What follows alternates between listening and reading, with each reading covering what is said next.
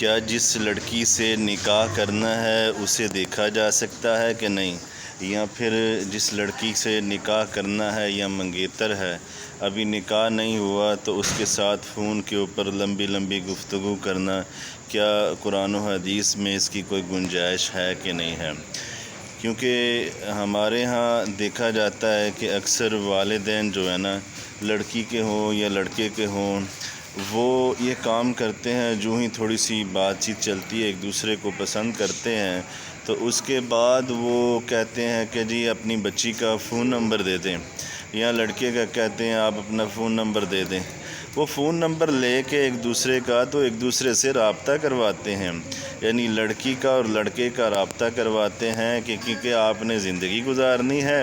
تو لہذا آپ فون پہ ایک دوسرے سے بات چیت کر کے اپنے فیوچر کی سیٹلمنٹ کر لیں۔ تو فیوچر کی سیٹلمنٹ کیا کرنی، وہ سیٹلمنٹ یہ کرتے ہیں کہ جی لڑکی فون پہ لڑکے سے یہ گزارش کرے گی، کیونکہ دیکھو کہ میں نے تمہارے گھر آنا ہے تو تمہارے گھر میں فلاں چیز جو پڑی ہے نا وہ مجھے اچھی نہیں لگ رہی، میرے آنے سے پہلے اسے نکال دو۔ وہ تمہارے باپ کا جو کمرے میں فلاں چیز پڑی ہے اسے نکالو اور اسے بھی باہر نکال دو، وہ بھی مجھے اچھی نہیں لگ رہی۔ اچھا تو میری بات سنو کہ تم مجھے شاپنگ کہاں کرواؤ گے، کہاں لے کے جاؤ گے، میری شاپنگ کہاں سے کرو گے؟ یہ ساری شادی کی پلاننگ اور باتیں ہو رہی ہیں، اور حتیٰ کہ یہاں تک دیکھنے میں آیا ایک شخص مجھے ملا تو وہ زارو قطار رونے لگ پڑا، کہتا ہے کہ میں نے اپنے بچے کے لیے لڑکی کو پسند کیا، ساری گفتگو کر لی، بات چیت کر لی، رشتہ پکا ہو گیا، تو بالآخر ہوا کیا کہ جب شادی کرنی تھی شادی والے دن میرا بچہ خود ہی بارات لے کے چلا گیا اور مجھے کہنے لگا کہ ابو جان آپ اپنی دکان پہ اچھے لگتے ہیں تو لہذا آپ اپنی دکان پہ بیٹھیں اور وہاں پہ بیٹھ کے کام کریں، اپنا کاروبار کریں تو میں سارے معاملات دیکھ لوں گا۔ تو یہ معاملہ بھی ہو جاتا ہے۔ آئیے ہم حدیث کی روح سے دیکھتے ہیں کہ کیا یہ ایک بار لڑکی کو دیکھنا یا پھر اس کے بعد جو ہے وہ فون کے اوپر گفتگو کرنا کیسا؟ مسلم کی حدیث ہے، امام احمد، امام ابو حنیفہ، امام مالک، امام شافعی نے سب نے اس حدیث کے اوپر اتفاق کیا ہے اور اس قول پہ بھی اتفاق کیا ہے۔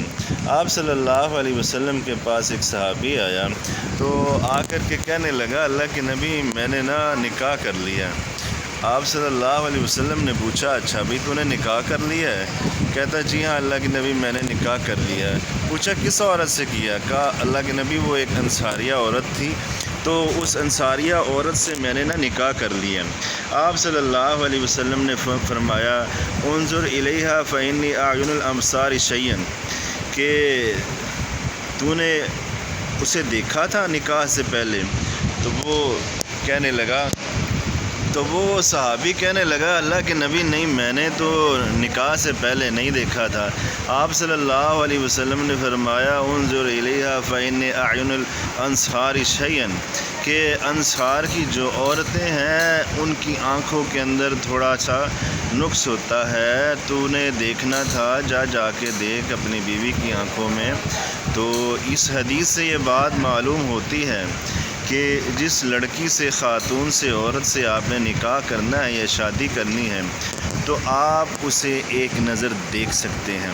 ٹکٹکی لگا کے دیکھ نہیں سکتے اور علیحدگی میں گفتگو نہیں کر سکتے، اور فون کے اندر لمبی لمبی پلاننگیں اور لمبی لمبی گفتگویں اور پھر علیحدگی سے ملنا اور ماں باپ کو چھوڑ کے ملنا، یہ قطعاً جائز نہیں اور درست نہیں ہے۔ اگرچہ آپ کی منگنی ہوگی یا آپ کی منگیتر بن گئی ہے، لہذا منگیتر بنی منگنی ہوئی ہے، نکاح تو نہیں نہ ہوا، نکاح سے اس نے آپ کی بیوی بننا ہے، علی منگنی سے نہیں بن جانا کہ منگنی ہو گئی ہے تو چلو اب آپ گفتگو کر لو، اب تو ہو ہی جانی ہے۔ تو لہذا منگنیاں ہوتی ہیں تو منگنیاں ایسے ہی ٹوٹ جاتی ہیں، بغیر کسی وجہ کے ٹوٹ جاتی ہیں۔ جب یہ بچے اور بچیاں آپس میں باتیں چیتیں کرنے شروع کر دیتے ہیں نا، گفتگو اور ساری پلاننگیں کرتے ہیں تو پھر یہ رشتے یوں ہی ٹوٹ جاتے ہیں، بیکار ہو جاتے ہیں۔ تو لہذا شادی سے پہلے ایک نظر لڑکی لڑکا ایک دوسرے کو دیکھ سکتے ہیں اور نکاح سے پہلے اور نکاح سے پہلے منگنی بھی ہو جائے تو پھر بھی آپ فون کے اوپر ایک دوسرے سے گفتگویں اور باتیں نہیں کر سکتے۔